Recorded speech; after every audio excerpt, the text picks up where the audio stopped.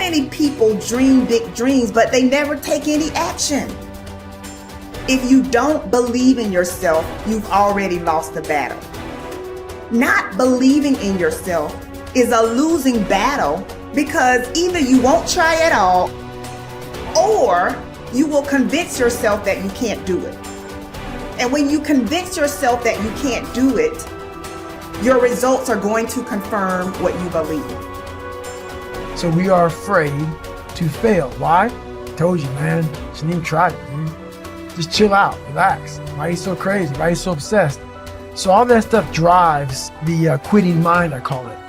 The mind wants to quit. The mind is tired. The mind thinks it's very deserving. So the biggest problem in this world is other people, not yourself. It's other people in your head. They are puppet mastering you pretty much on your life. I dare you to give up everything that is keeping you from your dream, to say no to all the negative influences. I dare you to pick up a book instead of a drink. I dare you to work harder than you think you did yesterday. I dare you to prove them wrong. I dare you to prove yourself right. You must be yourself if you want to experience your true purpose in life. If you're different, be different. Be different and do it with pride. If someone doesn't like it, if many people don't like it, who cares? Your life would feel better and richer if you had a goal, you chase that goal, you accomplish some things, and you would get this boost of confidence, you'd get this boost of self-esteem, like whatever it is that you're into doing. The time has come for you to understand that you cannot depend on the opinions of others. You cannot just trust in the opinions of others. You cannot allow other people to validate you, because you are just who you are. Nobody is going to be like you. You are the author of your autobiography. You write the story of your life. No one can write your financial story. No one can write your spiritual story. No one can write your emotional story but you. The pen has always been in your hand. The pen has always been in your hand. I say write a story that's going to be damn good to read. But don't let yourself be vulnerable to weakness. Don't let weakness consume you. Don't let hopelessness consume you. Be about your business. Understand that you got to keep living and living strong. When nobody's looking, when nobody's watching, when nobody understands the measure of passion that you carry, can you keep going? Don't stop! You're right there! Find something. Find a thing that you genuinely enjoy, because getting good at things you genuinely enjoy is extremely beneficial for young people, because it lets you know that, like, everybody thinks they're a loser. Every young person thinks they're a loser. At least a young person in the situation I was at. Like, I didn't know I wasn't a loser until I started winning, until I started doing martial arts. Martial arts taught me that, like, I could get better at stuff, that I wasn't really a loser. I just was someone who was, like, in a fucked up situation. But you could channel all that energy that you have as a young person into something and get better at it. And then all of a sudden people admired me. I was like, this is crazy. So I went from being someone who was incredibly insecure and basically a failure to someone who was really successful at this one thing that was very dangerous, that other people were scared of. And that gave me immense confidence and also a real understanding of the direct correlation between hard work and success.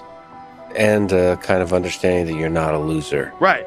That there is a diamond in the rough. Yeah, and also an understanding that you can't listen to people. Because even my parents didn't want me to do martial arts. They didn't want me to fight. They didn't want me to do stand-up. There's like, you have to understand, like, who you are, and then in the face of other people's either criticism or, you know, lack of faith in your ability to succeed, you push through, and there's great benefit in that. And then you realize that you can kind of apply that to other things in life. You can apply that to critics, you can apply that to social media commentators, you can apply that to a lot of things. I don't think people are happy if they don't have puzzles and complex tasks and things that are interesting to them, whether it's an art project or whether it's learning something completely new like stand-up comedy. Like, doing things that are difficult is it's as much of a nourishment of the mind as food is a nourishment of the body. I think you need things that are puzzling to you, where you have to find your own human potential in the difficulty of the task and work your way through things. At least for me. For me, I mean, I can only speak for me because I'm the only life that I've ever lived that I'm aware of. And in my life, that has been 100% constant. I am a very happy person, and I have never had a moment where I'm not doing difficult. Yeah, ever. What I realized is, for me to become the man I wanted to become, I saw myself as the weakest person God ever created. But I never blamed God for anything he did to me. So I wanted to change that to be the hardest man ever created. Am I that? I don't know, but you had to have a goal. And my goal, when I was sitting there, not going to school, being bullied, having no self-esteem, my goal was the only person that's gonna turn this person around is me. The only way I can turn it around is put myself through the worst things possible a human being could ever endure. And that'd be the only way that I can build this brain to handle anything that comes in front of it, callousing my mind through pain and suffering. So we read a bunch of books nowadays. As humans, we want to find out how to be someone else. What we don't do is we don't go inside. So literally turn yourself inside out. Read the book that says, like we're writing a book every day for life, but we never read that book. So what I would challenge this young man or young woman to do is you have to look inside of yourself and see what you really want. What are you passionate about? We use these words and these little phrases of only the strong survive and all this other crap. They're all words. I get so tired of hearing people just talking. Like right now, someone may think Goggins is just talking. You don't know me. So when I speak from passion. I speak from experience. I speak from suffering. I have to tell this young man or woman that the only way I believe, this is just my experience in life, the only way you're ever going to get to the other side of this journey is you have got to suffer to grow. To grow, you must suffer. And some people will get it, some people won't. But they have to see what their journey is to start their journey. Several people live to be 100 years old. And they have great lives, and they have great kids. The kids go to college and all sorts of stuff. But somewhere in their life, there was a point where they had a decision to make. They can go left or right on this path. Left was the easy route. Right was the hard route. A lot of people take the easy route. And they had a good life that way, but the better life was going to the right side. And you may have 20 years of pain and suffering to get past it, but a lot of us die never truly starting our journey. And I would tell this young person, you gotta start your journey. It may suck, but it will come out the other side where you're coasting. Study the values you admire. You learn values by studying them closely. The law of concentration says that whatever you dwell upon grows and increases in your life. What this means is that when you study and read stories about men and women who demonstrated the kind of values that you admire and respect, and then think about those stories and that behavior, those values sink ever deeper into your mind.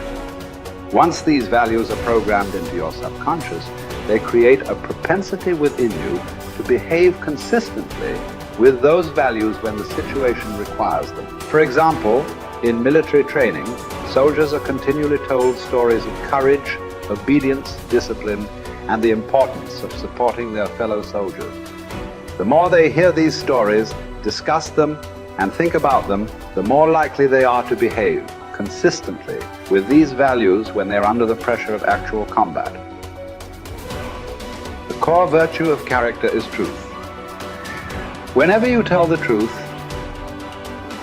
however inconvenient it may be at the time, you feel better about yourself and you earn the respect of the people around you. One of the highest accolades you can pay another person is to say that he or she always tells the truth.